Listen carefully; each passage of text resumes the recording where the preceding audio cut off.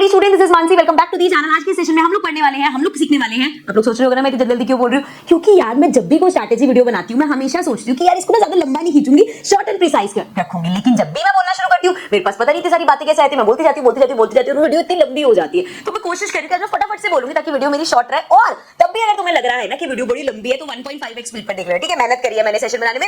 अगर वीडियो को एंड तक नहीं देखा तो तुम्हारा लॉस है, क्योंकि जो बच्चे एंड तक देखेंगे उनके नंबर तुमसे ज्यादा आएंगे। अब तुम डिसाइड कर लो देखनी है या नहीं।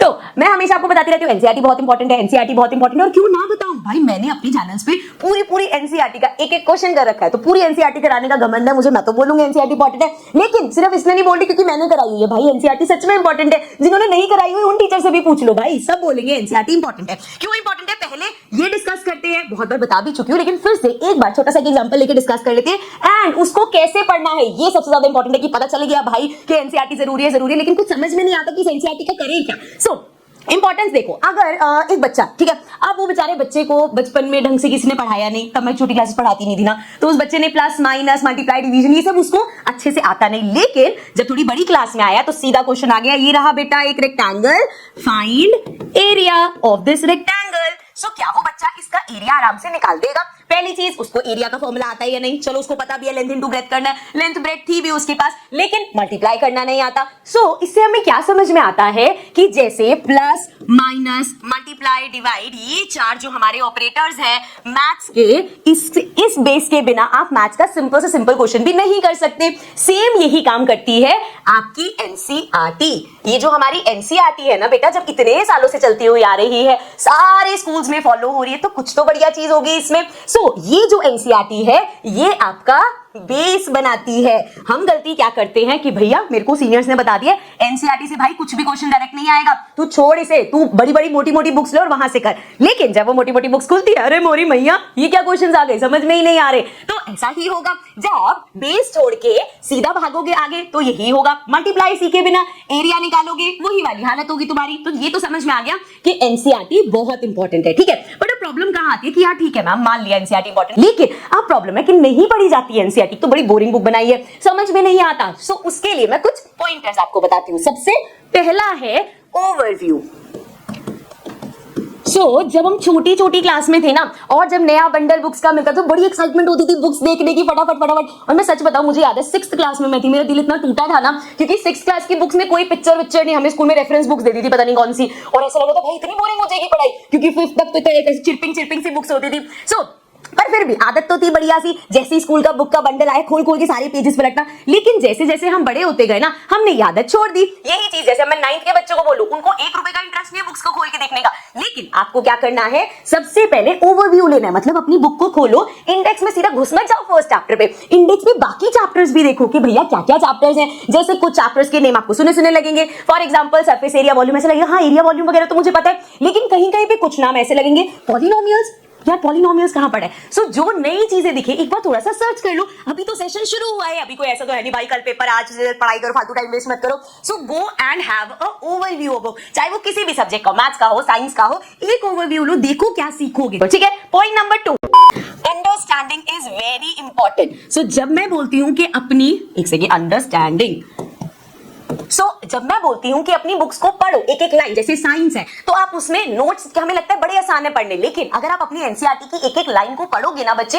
तो उसमें सब चीजें हैं, उससे बाहर कोई क्वेश्चन नहीं पूछा जाता। जो आपकी एनसीईआरटी बुक है सिलेबस वही स्टिक होता है, तो एक लाइन को पढ़ो। हमारे साथ प्रॉब्लम क्या है ना, जब हम पढ़ना शुरू करते हैं बीच में एक ऐसा वर्ड आ गया इंग्लिश का कि नहीं समझ आया, छोड़ो इतना भी क्या, एक लाइन छोड़ दी। लेकिन ऐसा नहीं करना। अगर एक भी कोई वर्ड ऐसा है जिसकी वजह से सेंटेंस समझ नहीं आ रहा, भाई तुम्हारे पास गूगल है तो 1 मिनट लगा टक टक टक टक करके तुम सर्च कर लो उसका मीनिंग। जैसे हम जो मिलेनियल्स है ना, हम लोग तुम्हारे जेंजी वाले स्लैंग मेरे को तो भाई समझ नहीं आते, मैंने तो हाथ खड़े कर दिया। मेरे को लास्ट समझ में वो था बूस्टिंग, मैंने कहा पता नहीं क्या भूत वाली चीज है, और जब मैंने सर्च किया तो बिल्कुल अलग चीज ही थी। सो हम भी तो सर्च करते हैं ना कि तुम लोग किस लैंग्वेज में बात करते हो, तो अगर कुछ ऐसा आ रहा है तो तुम भी तो सर्च कर सकते हो भाई, छोड़ क्यों देते हो चीजों को। सो सिर्फ पढ़ना नहीं है, वी हैव टू अंडरस्टैंड, एक लाइन को अंडरस्टैंड करना है, ठीक है। चल नेक्स्ट पॉइंट, हाईलाइटिंग। अब ये हाईलाइटिंग क्या है भाई, आपने देखा होगा खासकर जो हमारे टॉपर्स है, मैं बोलते स्पेलिंग क्यों गलत लिख देती हूँ, फिर तुम कहोगे मैम इसकी स्पेलिंग गलत है, अभी भी पता नहीं सही है या नहीं सही है अब तो। सो हाईलाइट करना, अंडरलाइन करना, आपने देखा होगा जो बड़े-बड़े डॉक्टर्स डॉक्टर्स लेवल के बच्चे जो मेडिकल वगैरह पढ़े होते हैं उनकी जब बुक खोल के देखोगे ना हाईलाइटर्स चले होते हैं जगह जगह पे। क्यों ऐसा होता है? क्योंकि उनको पता है पहली चीज तो ये हमारी साइकोलॉजी है, जब हम कुछ पढ़ रहे हैं जब हम उसको हाईलाइट करते हैं तो उसकी एक पिक्चर मेमोरी तुम्हारे दिमाग में बन जाती है। भाई थोड़ी सी साइकोलॉजी लगा लिया करो, पागल नहीं है बच्चे जो हाईलाइट वगैरह करते हैं। तो जब बुक पढ़े कोई इंपॉर्टेंट चीज है उसको हाईलाइट करो या अंडरलाइन करो, ठीक है? एक तो साइकोलॉजिकली तुम्हें याद रहेगा और दूसरा तुम जब दोबारा रिवाइज करोगे तो तुम्हें पता होगा यहाँ इंपॉर्टेंट चीजें हैं एंड इसी से ही you will make very good notes. कैसे? देखो मैं वैसे तो अगर तुम कहोगे ना, एक मिनट भाई, अगर आप लोग बोलोगे ना तो मैं अलग से नोट्स बनाने की क्या टेक्निक होती है वो तुम्हें बताऊंगी। एक छोटा सा भी बताती हूँ कि देखो नोट्स बनाने में ना कैसे नोट्स बनाने हैं। जैसे कि चलो छोटा सा एग्जांपल लेते हैं। क्वेश्चन है, क्वेश्चन क्या मतलब कोई टॉपिक पढ़ रहे हो आप, व्हाट इज ज्योमेट्री, ठीक है? अब ये मैं अपने नोट्स बना रही हूँ, ठीक है? तो मैं व्हाट इज ज्योमेट्री भी ना लिखूं, सिर्फ ज्योमेट्री लिखो और मुझे इसको डिफाइन करना है। तो अगर मैं अपने नोट्स में ऐसे लिख रही हूँ, it is the branch of mathematics that studies the shapes वगैरह, so this is not your notes. ये तो भाई तुम बुक बना रहे हो, बुक छापनी है क्या तुम्हें? नहीं, तुम नोट्स बना रहे हो ताकि तुम्हारे लिए पढ़ना आसान हो। तो मैं जब नोट्स बनाऊंगी ना ऐसे लिखूंगी, ये लिखा ज्योमेट्री, ठीक है, हाईलाइट किया। और ज्योमेट्री क्या होता है?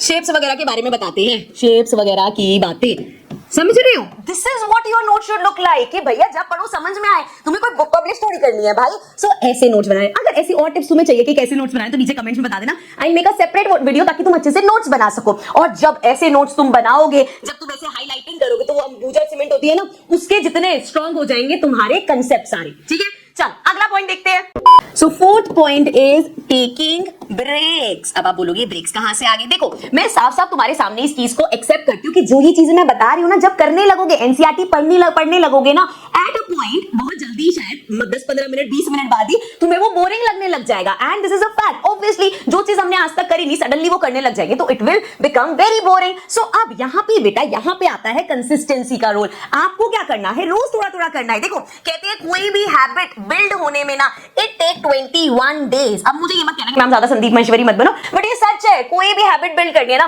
तो भाई 21 डेज तो बेयर मिनिमम है। अब अगर आप रोज 2-2 घंटे 3-3 घंटे बैठ के पढ़ोगे तो वो बहुत बोरिंग लगेगा। एक दिन 2 दिन 3 दिन कर लोगे, चौथे दिन तुम भागोगे उस चीज से। तो इसीलिए जब ये काम करो, लेट्स सपोज साइंस का कोई चैप्टर पढ़ा, इट इज नॉट नेसेसरी कि पूरा चैप्टर आज ही खत्म करना है। भाई तुमने 2 पेज भी पढ़ लेना लेकिन मजा आया उसको पढ़ने में, टेक अ ब्रेक, आगे कंटिन्यू करो। लेट्स सपोज नहीं मन करा, दूसरा सब्जेक्ट ले लो, just fix your hours and उसको यूटिलाइज करो। ब्रेक्स लेना बहुत जरूरी है। Don't make things boring. एक बार बोरिंग लगने लग गया ना, दोबारा मजा ही नहीं आएगा उस चीज में, ठीक है? तो ब्रेक्स लेना बहुत जरूरी है। ब्रेक्स ले लेके पढ़ो, लेकिन पढ़ना सब कुछ है, ठीक है? लास्ट पॉइंट, फिफ्थ और लास्ट पॉइंट है हमारा प्रैक्टिस करना। बच्चे प्रैक्टिस करना इज वेरी इंपॉर्टेंट। तुम कितने लेक्चर्स अटेंड कर लो, 3-3 4-4 घंटे एक चैप्टर के लेक्चर्स अटेंड कर लो, लेकिन जब तक तुम खुद प्रैक्टिस नहीं करोगे सब जाएगा भाड़ में, ठीक है? भाड़ में नहीं कैसे बोलते हैं, everything will go in when, ऐसे वाला, ठीक है? सो प्रैक्टिस करना बहुत जरूरी है। वैसे भी specially when it comes to maths, तो भैया अगर तुमने प्रैक्टिस नहीं करी तो जब टीचर क्वेश्चन सॉल्व करी तब तो क्वेश्चन इजी होता है, खुद करने बैठते हैं तब मुश्किल होता है। तो हमें प्रैक्टिस करना है। प्रैक्टिस करने के लिए एनसीईआरटी में सबसे पहले, जैसे मैं मैथ्स की बात करूं तो तुम्हारे पास एग्जांपल्स हैं, डू दी एग्जांपल्स। अब एग्जांपल्स के सॉल्यूशन तो आपके पास बुक में, लेकिन फिर भी कभी कभी नहीं समझ आता, क्योंकि एनसीईआरटी एक बहुत बढ़िया चीज करते हैं। यहाँ पे चीज के ब्रैकेट में लिख दिया वाई और खत्म, एक्सप्लेन ही नहीं करता कभी कभी के, सोचते रहो ऐसा क्यों किया हमने। सो मैंने सारे एग्जांपल्स एनसीईआरटी के करवा रखे हैं। अगर आप जाके चैनल को अच्छे से एनालाइज करोगे तुम्हें एक एक चीज वहां पे मिल जाएगी। फर्स्ट डू दी एग्जांपल्स ताकि एक ओवरव्यू मिल जाए किस टाइप के क्वेश्चन आएंगे एक्सरसाइज में, and then jump to your exercises. Do each and every question. NCERT का एक भी क्वेश्चन नहीं होना चाहिए जो आपने सॉल्व नहीं किया। And all the solutions are present on this channel. तुम्हें कहीं जाने की जरूरत नहीं है, कहीं सॉल्यूशंस ढूंढने की जरूरत नहीं है, सब सॉल्यूशंस तुम्हें यहाँ पे मिल जाएंगे, बी इट मैथ्स और बी इट साइंस, ठीक है? Got it? सो इस तरीके से जब तुम सारा करोगे, I can guarantee you NCERT तुम्हारी जेब में होगी, एनसीईआरटी तुम्हारी बेस्ट फ्रेंड बन जाएगा। And once all this is done, तब हम जाएंगे अपने नेक्स्ट स्टेप पे एंड आगे हाई लेवल के क्वेश्चंस करेंगे। बट इस बेस के बिना हाई लेवल के क्वेश्चन, गुड मार्क्स लाना भूल जाओ, ठीक है? तो आई होप ये सेशन लंबा नहीं हुआ होगा, सबसे बड़ी टेंशन मेरी ये रहती है। एंड दूसरी टेंशन रहती है, I hope this session helps you. तुम लोगों को मजा आया होगा मेरी बातें सुनने में और उसको इंप्लीमेंट भी करोगे, ठीक है? फिर भी कोई प्रॉब्लम आ रही है मुझे कमेंट में बताने कि मैम हमने ये ट्राई किया पर ये चीज नहीं हो रही। जो भी तुम्हारी प्रॉब्लम्स होगी ना, जब तक हम कम्युनिकेट नहीं करेंगे तुम मुझे बताओगे नहीं, मुझे पता कैसे चलेगा भाई? ये तो मैं गेस करती रहती हूँ, बच्चों को ये दिक्कत होगी, ठीक है? मैं ज्यादा नहीं बोलूंगी, फिर वो सेशन लंबा हो जाएगा, फिर तुम कहोगे मैम इतने लंबे सेशंस क्यों बनाती हूँ। So I see you all in the next session. Take care and bye bye.